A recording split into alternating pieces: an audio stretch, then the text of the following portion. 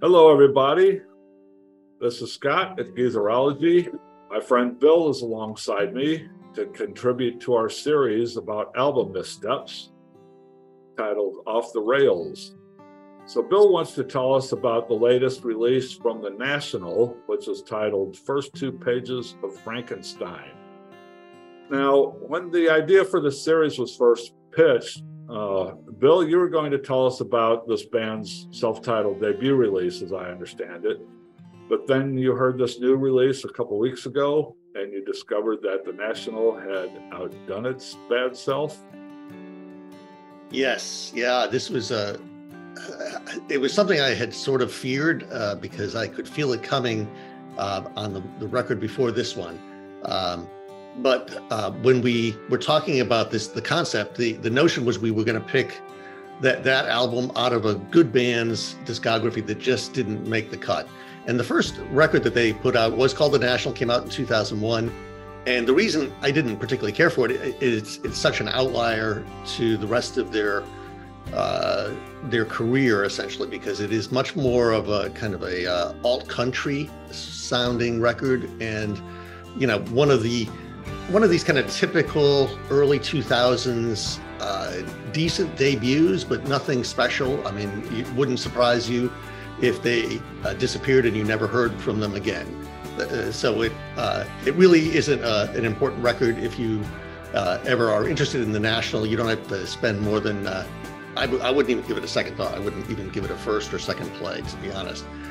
My problem, though, is now with their recent record that came out a month or so ago. And the problem is the first two pages of Frankenstein, besides being a very long title, and it really refers to Matt Berenger's kind of writer's block and kind of the techniques he was trying to use to get back into the swing of things, just pulling books off of his shelf and trying to read through them and using the flow of words to kind of break through his own problems.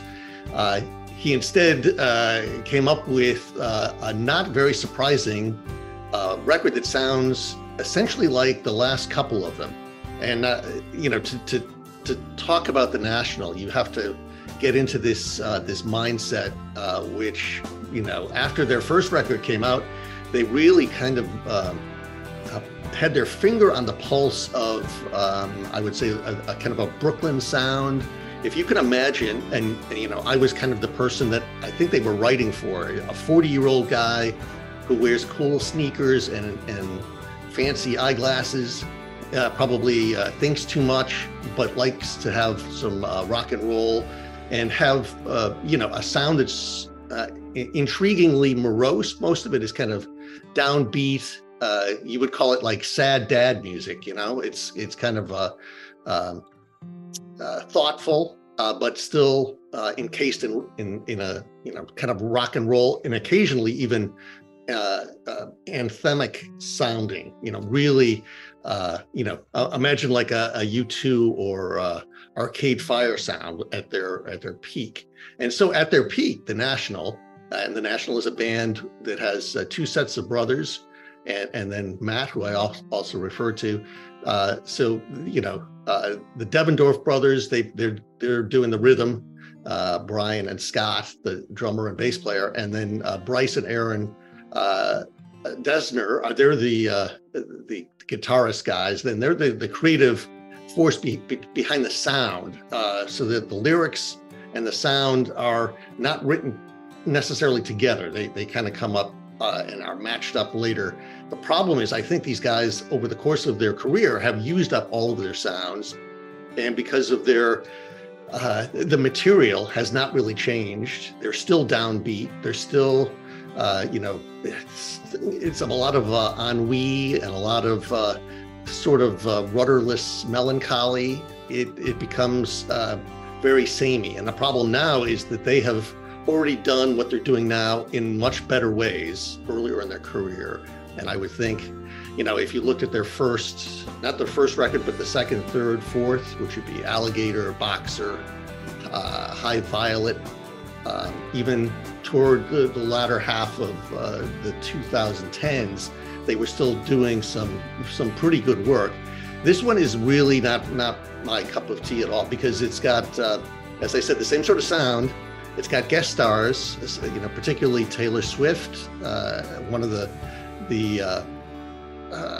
benefits of what the guys were doing, the Dusters, they were doing work with Swift on her earlier records during the pandemic, and they have a kind of a mutual admiration society. So she joins them on one song called the Alcott, and to be honest, she does a better job than they do, I think, of kind of bringing a pretty muted song to life. Phoebe Bridgers, who's also quite of the current, kind of sound space. She also is on 2 of the tracks. And I think it's interesting that if you look at where the popularity of their songs are, the songs where they've got guests are the most popular ones, especially, not surprisingly, Taylor Swift stuff, either with her on their records or them on hers. So anyway, I would say the disappointment here is that I think the band is in its terminal phase, and given the fact that the record before this was not terribly good, this one has even fewer highlights. There's a couple of songs that are kind of good. Grease in Your Hair is okay. There's one about tropical news, which is pretty good. But on the most, for the most part, this is not something that I am going to be playing again. As a matter of fact, I could not bear to play it a second time all the way through. It was starting to actually get on my nerves, and I really feel bad about this, because if you go back to a song like Blood Buzz Ohio, which is from their High Violet record, that to me is a fantastic song, and it captures all of the stuff that I'm talking about, that same sort of dislocation and a sense that no amount of Pilates and oat milk and jogging or anything else you do to kind of stave off middle age is going to make a difference. And it's captured really resonantly in that song. There's nothing like that here, and there hasn't been anything like that in the last few albums. This one, to me, is where I get off the train. Thanks for that, Bill. It's not a band that I'm familiar with, but it sounds like you're steering me in a certain direction if I want to go listen to them, and not the new direction, not the old direction. But yeah, the way you were describing it, that sounds like the evolution of a lot of bands that has happened, that happen to still be around today after 30 years. Yeah, I mean, there's no crime in pulling the plug when you've done when you've said what you can say. And a lot of the guys in the band have side projects. I think their side projects are not because they've got so much talent and so many thoughts going on that they've got to do them in different ways. It's like if they sit around too long because nothing is happening, they're going to disappear themselves. So they had to keep busy. So I think that's sort of what's happening. I think, there's no reason they can be proud of what they've done, but, unless they come up with a completely different approach, there is no need for this prolonging of the agony. I mean, part of the problem is, I view this as it's like the Ramones problem, right? If you are so noted for a style of music, you can't grow out of it, and you can't, because you lose your fans, but you can't come up with anything new. So these guys, there was a band in the UK in the 90s called the Tindersticks, who were a very similar sort of band, kind of morose, downbeat, catchy, good late night music. But after a while, it just, there's only so many ways you can say the same things, and you run out of musical melodies. It's terrible. So it's a sad state of affairs. I really feel bad for Matt Berringer, because he says his songwriting heroes are probably our favorites, Holy Trinity. We're talking Leonard Cohen, Tom Waits, Nick Cave. That's what those are the guys he cites, and because he cites them because I think they can have a sense of misery that is so deep that it almost becomes funny. In these songs, nobody's suicidal. They're like, right.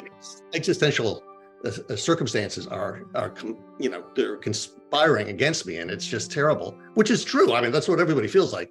And a little of this, when it's married to good tunes, can be really potent and, very helpful. But when it's not, it's just like listening to your mind. It's like, well, I can already do that myself. All I got to do is hum a better song.